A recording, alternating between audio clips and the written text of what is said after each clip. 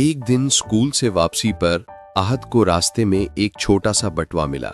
जब उसने खोला तो इसमें कुछ पैसे और एक बुजुर्ग आदमी की तस्वीर थी।